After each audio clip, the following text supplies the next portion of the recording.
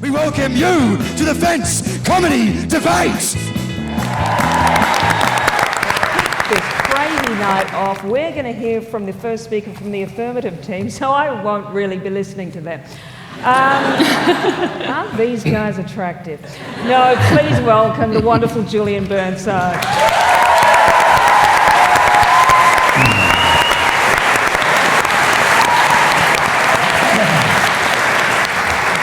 I thought we were meant to take this seriously.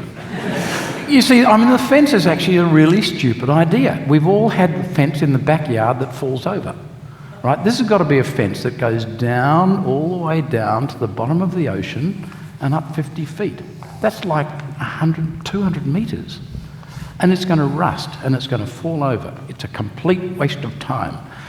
It's got to face rough seas. It's got to deal with the weather. It will not last. But it's a core of a good idea. What about a wall? What about a wall? A wall on the edge of the coastal shelf, on the continental shelf, so that, you know, anything the other side is not part of Australia. This side is part of Australia. It won't interfere with the natural fishing industry. And it's got to be tough. It's got to last. It's got to protect us forever. So it's got to be probably something like 200 metres high, because the ocean's 160, 170 metres deep at that point. So it needs to have a base that's about 100 metres, 200 metres wide and taper towards the top, up until it's about, say, 25, 50 metres wide, something like that. And it'll go up above, 50 feet above the water. That'll be fine. And it's got to be 40,000 kilometres long. It's really big. And this offers a tremendous opportunity, because that's like 80,000 billion bricks. It's a lot of bricks. That's a lot of bricks. And we've got to make it somehow. And here is the great opportunity for Australia.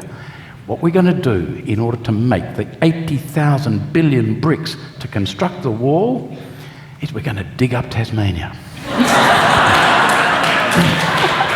Now, I did the arithmetic. It's quite interesting, actually. If you do the arithmetic, 40,000 kilometres by 200 metres by 200 by 25 and all of that, it works out as a lot. But Tasmania's a little bit more than we need. So we'll leave Hobart and Port Arthur, and that's good, because it means the Hobart's going to look like a really long way away, and that's good. And we'll keep Port Arthur with its great Australian tradition of detention and cruelty.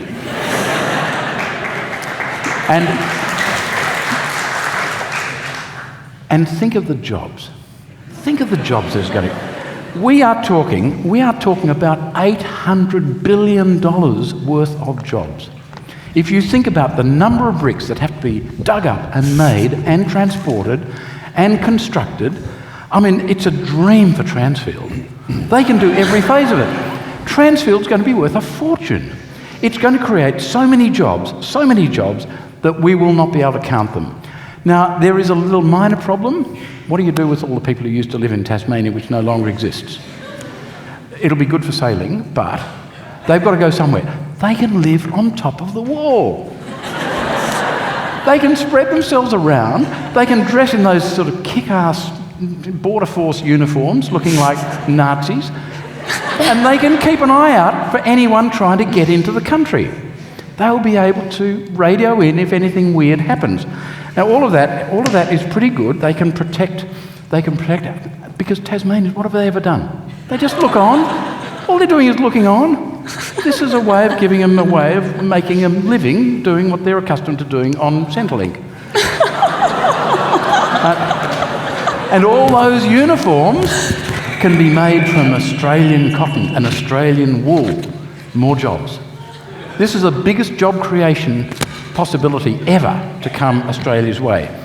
And just think, the History Channel is going to do a program on it. And they can screen it along with all their other Nazi programs. And that's not the end of it. There's more jobs involved, because the wall can be decorated. We're going to bring Ken Doan out of retirement. He can paint the whole outside of the wall. I did some calculations, actually, It's about 1.6 million square kilometres of painting that needs to be done. So his efforts alone won't be enough. But what he can do is he can be the creative consultant. And I was thinking, for the northwest parts of the wall, he could do ocean scenes and nautical themes so that boats heading this way from Sri Lanka or from Indonesia won't see the wall. With a bit of luck, they'll crash into it and sink. And the great thing about it is they won't be sinking in Australian waters, they'll be sinking in international waters. And we won't see them because the wall will block the view. It's a perfect solution. And on the east side, I thought, we could have him do scenes of the Sydney Opera House and things like that, so that the New Zealanders, with all their sort of sheep molesting habits, won't feel a need to come here anymore. They can just stand there and look at it. The benefits to Centrelink will be enormous. Now, I reckon even Ken Doan probably can't paint that much, 1.6 million square kilometres. He won't be able to do that by himself. So, here's another job creation possibility. We create a new arts institute which will train a generation of painters to imitate the classic Australian style of painting as pioneered by Conrad Martens, Eugene von Gerard, John Glover, who was Tasmanian, so that'd be appropriate, and can replicate the sense of Australia as it was seen by the English, the hallowed English, when they first arrived on these shores. This new school of art, we could rediscover the classic Australian view of the landscape and think of the jobs it will create. Think of the jobs. You could have scholarships. If there was a road on top of the wall, you could have a wall and road scholarship. And that would attract so many people. At least most of Abbott's daughters. The boost for the arts that this wall represents is greater than anything the Australia Council has ever done. But it's not just the outside of the wall. The inside of the wall can be painted as well. The inside of the wall could be painted, most of it, painted white. 1.6 million square kilometres painted white. It will be the world's biggest drive-in theatre. We'll be famous for it. We'll set a new world first. But in parts of it, we could have beautifully painted scenes of Bali, New York, Paris, London. No one will ever need to leave Australia. They can just stand on the fringes and stare outwards and see the rest of the world on their own wall. No one can come in, no one can go out. It's absolutely perfect. It will fit the political climate absolutely perfectly. But then part of the wall, I thought, on the inside could be coated with mirrors so we can all stand back and see ourselves for what we are.